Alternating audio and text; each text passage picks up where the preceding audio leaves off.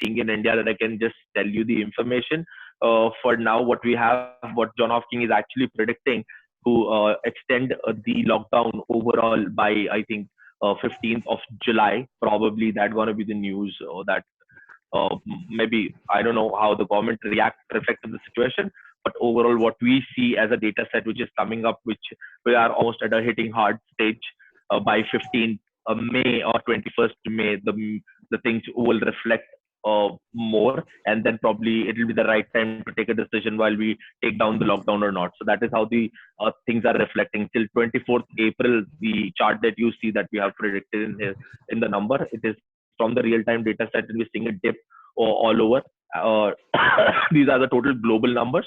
While right now India is at a really, I mean, I'll say a fine stage with the 27,000 plus cases. So we're not in that bad situation at all in India. But still, you never know once the lockdown, you give it a ease on the lockdown, the data says that you can actually hit more, with more number of cases. Right. So this is one of these analyses that we have picked up. So just show you, unhide all the sheets.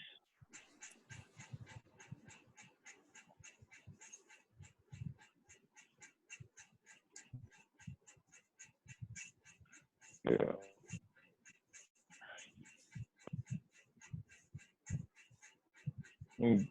Just so you can see, it's a normal area wherein I'll just show you this.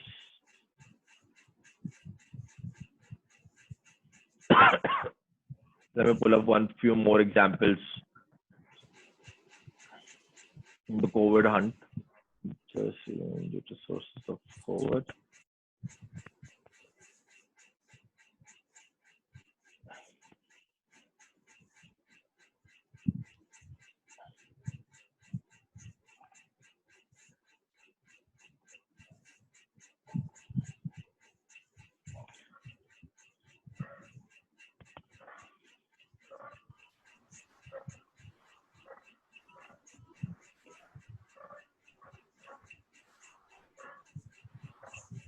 So there are a lot of daily analysis which are publishing on Tableau Public. I'm showing you one more of. I'm adding one more to the analysis of the gallery. Just give me a minute.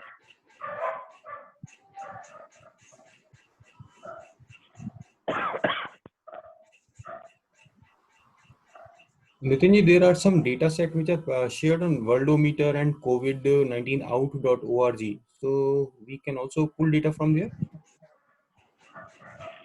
Yeah, I mean, there are a lot of websites. Even on GitHub, you will get a lot of data sets that you can actually pull down and you can do your analysis. Right. Actually, I'll tell you the honest thing. Everybody who is getting the data is a delay of maybe 1.5 days. Right. So there is no live data available. Even if you get an API for WHO, you'll get a delay of 1.5 days. They're not actual numbers they reported actually right now. There might be a lag for what we have seen in Indian geography. The numbers are reported 2 days after 2 days. So we already do not have a correct number in India as well. And for a lot of other geographies, we do not have a correct number for now. There are not lot many cases who are actually the countries and the geographies are not reporting the numbers to WHO till now. And India is one of the players in the same. Which other sources you will suggest for the sales data or some kind of other analysis that we want to do on Tableau? So in case you want me, I can send you. I have a lot of data sets. If in case you want me to send any of the data set, which can be your office supplies or your sales data sets or sales commission or a coffee shop data set, I can send you. I have a lot of other data sets with. Or you can go to GitHub and you will get a lot of data sets from there. Just give me a minute, I think.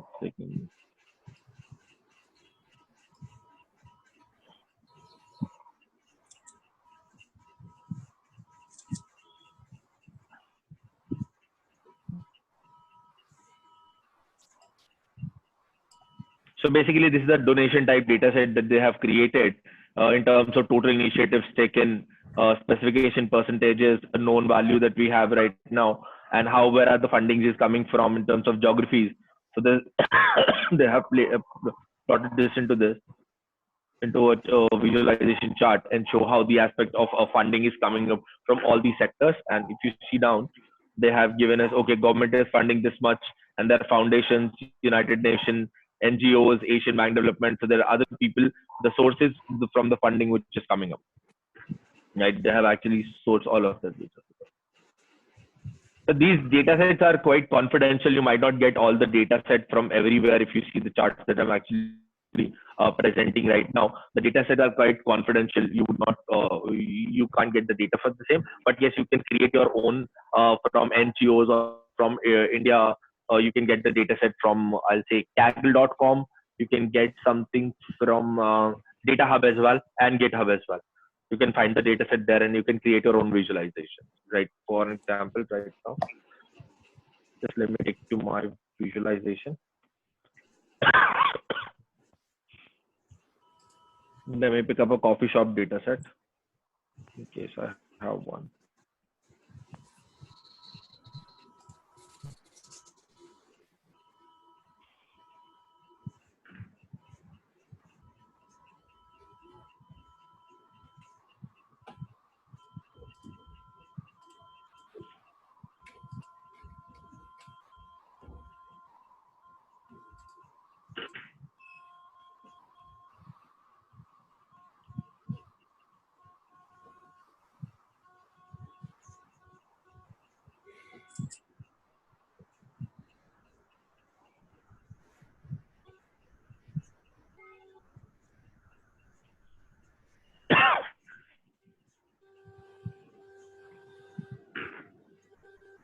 So I've just taken a global superstore data set, which is very, very common data set among the Tableau visualization.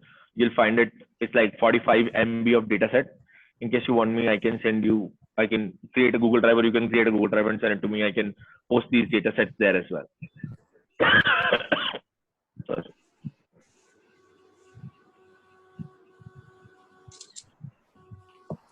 So it would be having some millions of records, I believe. So this will have about 65,000 or 70,000 plus data set records, which you can utilize.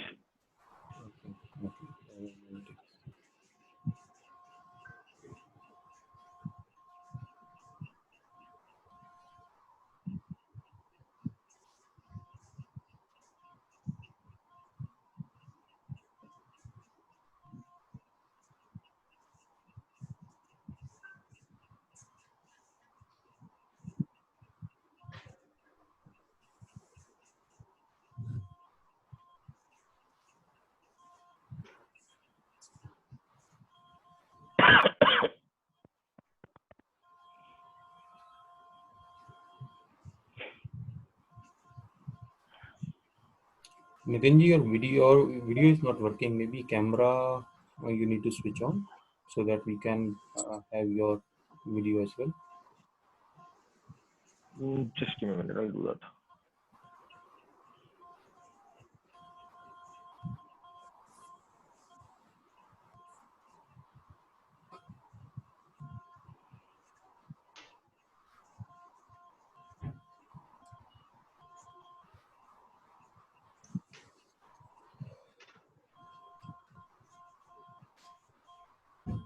Just give me a minute. So Tableau Public actually takes a little bit of time to actually saturate a bigger chunk. In case you have license, then it takes a little less of time. So for an example, right now it's taking like a minute to prepare the data set. How much of RAM is required, sir? 4 MB, 4 GB?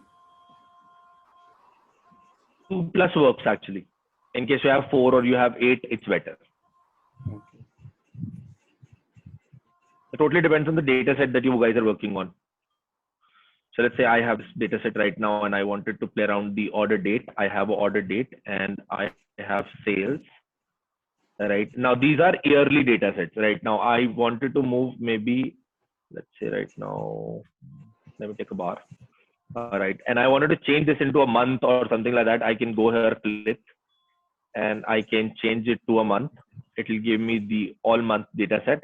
And now I wanted to change it into year again. I can go to the data again here, pick up the order date again, pull it here. Now I'll have yearly and monthly, both of the data sets in here, if you see, right? So let me quickly pull this in, let's say, profit making scenarios.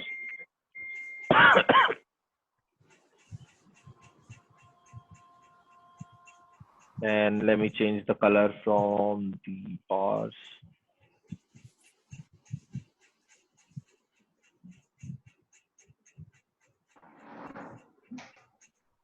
Here you go. Right. And let's say we wanted to change the chart, but I don't know what is the best fit of my chart. I can come here, click on show me, and I can change the chart type for an example like this. Now this is a tree view, which actually tells me the full data set, how it is working, how are the months working, how they're reflecting. And let me quickly change the color of it as well to put more impact on the same. See, all of the red area, the dark red area, that is the highlight. That means it is actually showing less sales or less number of profit that we have earned.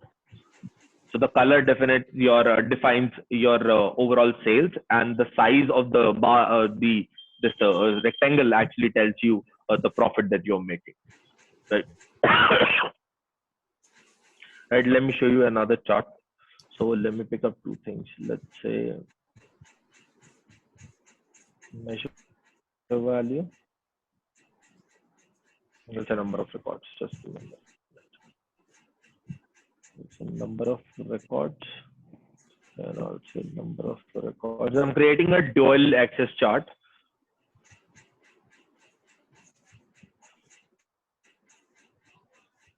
Minimum. I'll take it as a minimum and I'll create as a dual axis chart.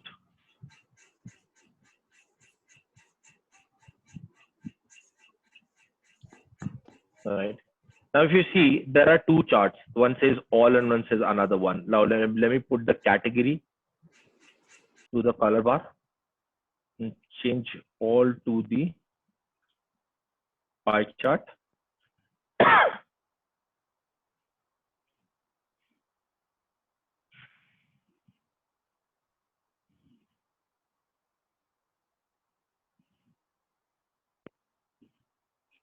Let me change of the color of the chart, let's say white, and putting the country on, let's say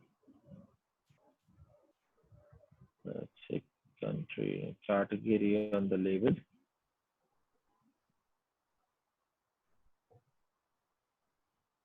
Let me take this one. So let's say category on the label, and I'll say sales on the label. Right. Now these are known as donut charts. These are basically a reflection to a pie chart number on the share that you have in the market for now. So this is basically a pie chart. So we have created these fancy charts in terms of donut or maybe Lifesaver Tube or these kind of charts, which are available in Tableau and other visualization tools, which actually present data nicely. So that's one reason. Otherwise, they just share what information the pie will share. That is what is the share of your variables that you're seeing in the market, how they reflect. That is what your overall market shows. So for an example, if I click on this one, it's a pie chart. See, it's a pie chart.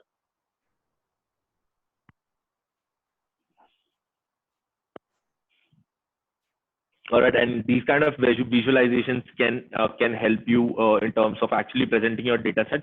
Tomorrow, whatever you do, let's say you're handling a data set or you're creating something, or you're doing a statistical modeling, forecasting, predictive modeling, whatever, or be machine learning algorithms. Tomorrow you have to present your data set in some kind of a chart or a visualization. So this tool is really helpful in terms of dragging and dropping to actually present your data set. And it can go up to forecasting and analytics bit and whatever that you wanted to change in overall. All right, so I'll take a pause in here and I'm all open for any kind of questions that we have. Yes, students, you may ask questions. I'm unmuting you. I'm just checking your chat. One student has asked the question. Suppose I analyze some research data on peer-to-peer lending, then it is basically represented by pie chart. How can I best present to see that data? So when you say peer-to-peer lending, that means you have a time frame. Yes. Right? Yeah. You have a time frame, right? So I would not suggest a pie chart at all, because pie chart is not for a time frame chart. You can utilize a line chart wherein you can have peer-to-peer growth. They can see how in time series you can follow the chart. For an example, you have 12 months lending peer-to-peer analysis, and you wanted to compare between two pairs or three pairs. You can actually put it into line with a different color, and you can actually go ahead with the same. Any other question from faculty or the students?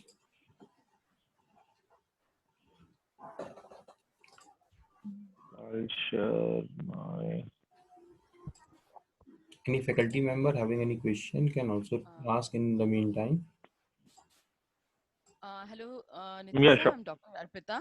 I would like to ask Yeah. you that this Tableau public we can download free. You have already shared right now. So can we use this kind of this thing representation in our PPTs also when we are presenting certain data to students?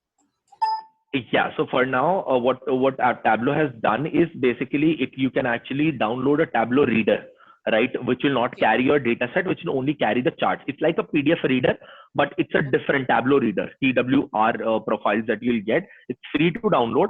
Somebody you wanted to send your analysis to and do not have a Tableau version at all, you can send a TWR file so that he can read a file like a PDF file.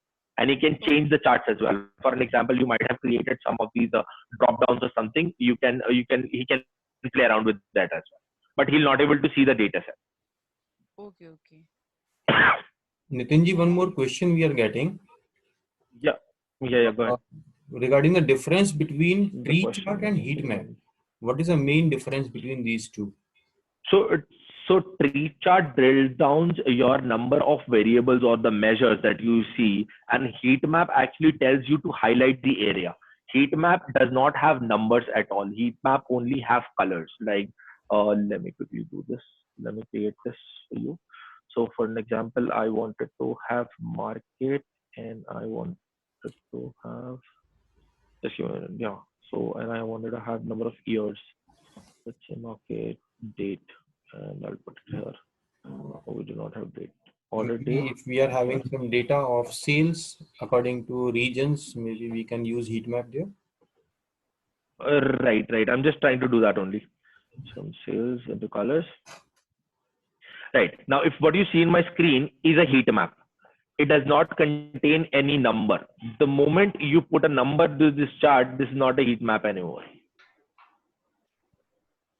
So this is basically a heat map, and you can go and check these kind of numbers. The moment I'll change the type of the chart, which sometimes comes like this, now this is a heat map. Oh, sorry, this is a tree view. So you can see the overall branches. So 2014, you can see all the branches here.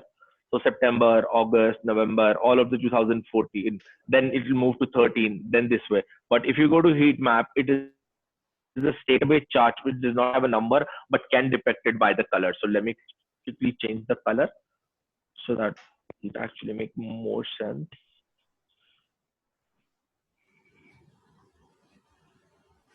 Let's see this. So that's a real-time heat map that you see. So all the dark areas that you see, maybe the top values that they're doing. Maybe all the light values that you see, maybe the values are very, very low in here.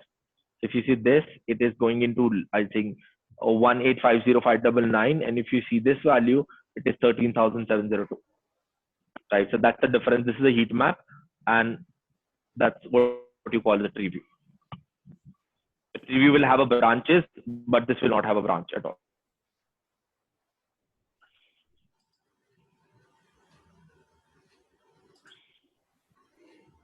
Nitinji, Radhika here.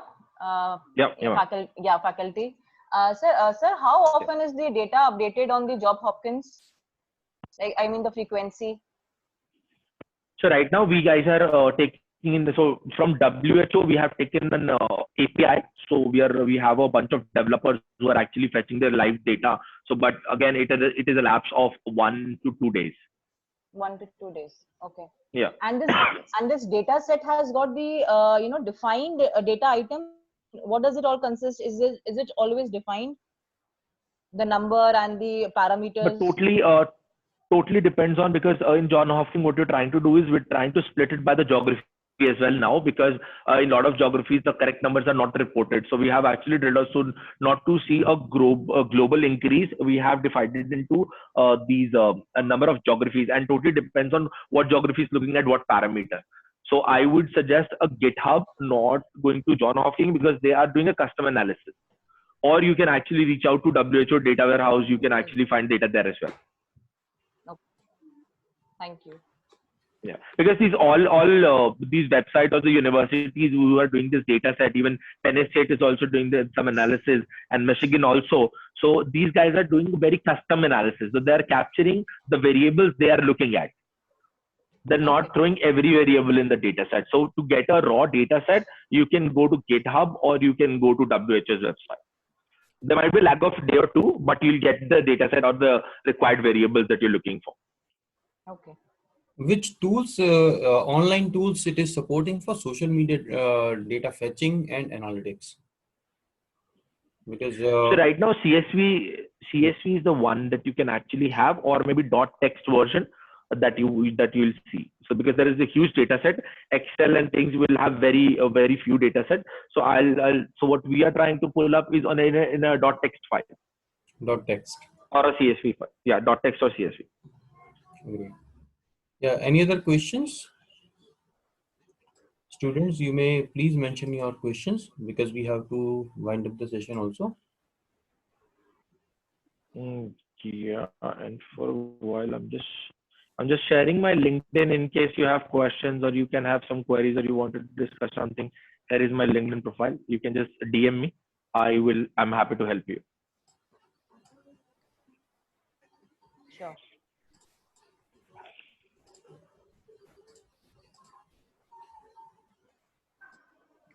Okay, I think with this we come to the end of this session. Or any other questions? Faculty members, if you have any questions, or we can proceed to vote of thanks.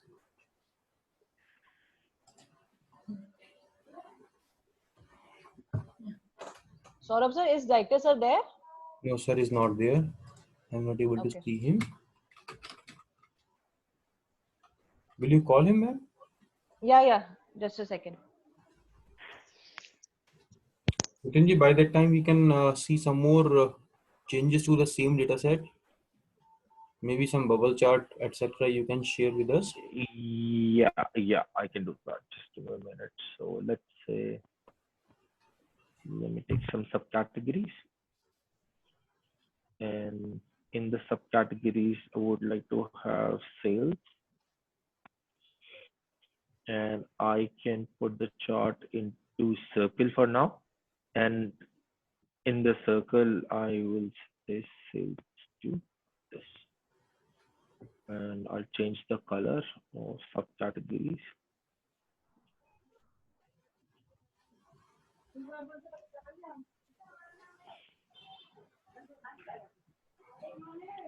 Right, so basically this is our bubble chart that we have created, and we can see the categories, the number and the size of the bubble. If you see, there are very small dots, which actually Tableau is not even telling what number.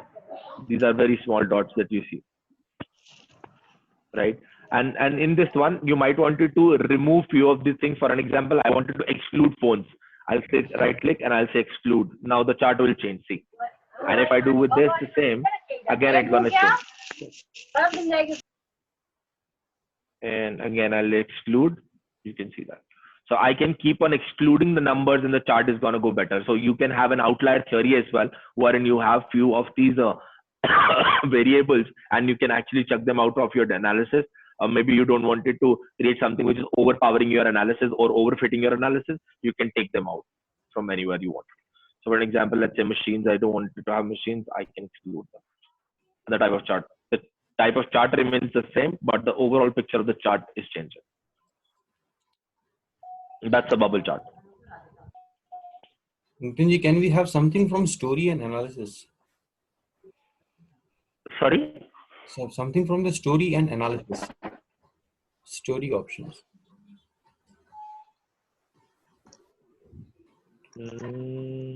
This way. Saurabh sir? Yes, ma'am. Yeah, I think there is some network problem, connectivity problem. So sir has asked to continue with the vote of thanks. Okay, ma'am. Yeah. All right. And basically the number of charts that you have created, 1, 2, and 3, you can plug in into a dashboard. Like I wanted to show all of them together. I'll say floating, and I'll just quickly do this into my device. Save range automatic, and let's say I wanted to show one chart here, and I wanted to show another chart somewhere here, and the third chart here. Let me extend this a bit.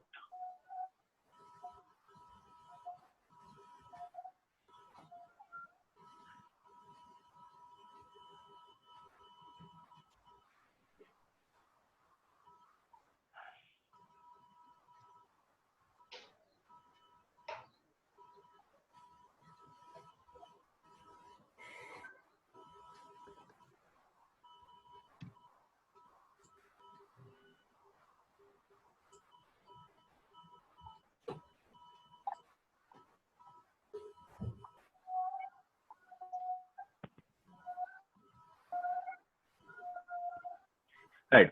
Now this is a dashboard kind of a view wherein you can have your three and you can beautify it more to actually present all of your charts into one. Now you might have created dashboards, right? Now you wanted to present a story in terms of a PPT kind of a structure. You have this, you can bring a dashboard here. It's a full dashboard here.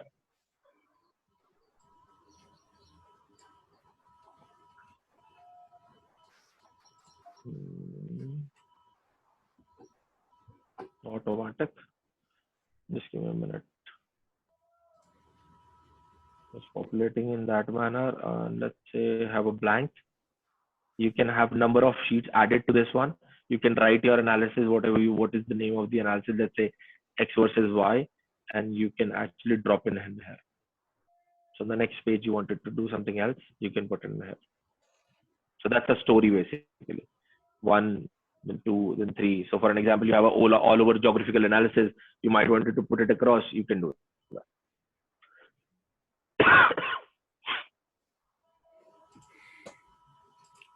So being a complicated software, there are lots of options. So we keep on exploring new features of it. It is just like your MS Excel, where you have thousands of options, and it depends upon the situation that we are going to utilize it, whether it is for finance or whether it is marketing or operations. So similarly, I believe Tableau is also requiring lots of time and experiment from our side so that we can utilize all the features to the full potential. Okay, thank you very much, sir. On behalf of entire GLB IMR family, I would like to express my gratitude to Mr. Nitin Sethi for sparing his valuable time and sharing his immense knowledge with us. And I extend sincere thanks to our director, Dr. Ajay Kumarji, for inspiring us to organize this session. Thank you, faculty members and students. I believe we have all been benefited a lot. Thank you very much, everyone. Yeah. Thank you, sir. Thank you. Thank you, everyone. Thanks. Bye. Thank you, Nitin. Thank you, sir. Thank you, sir. Thank you. Thank you. Bye. Thank you, sir. Thank you, sir. Yes, sir. Thank you. Bye. We look forward to have some more sessions from him in the near future. Maybe once the institute reopens, we can organize some more sessions for our first year students. With this, we come to end of this session. Thank you everyone for making it successful. Thank you. Thank you. Thank you, sir. Thank you. Thank you, sir. Thank you, sir. Thank you.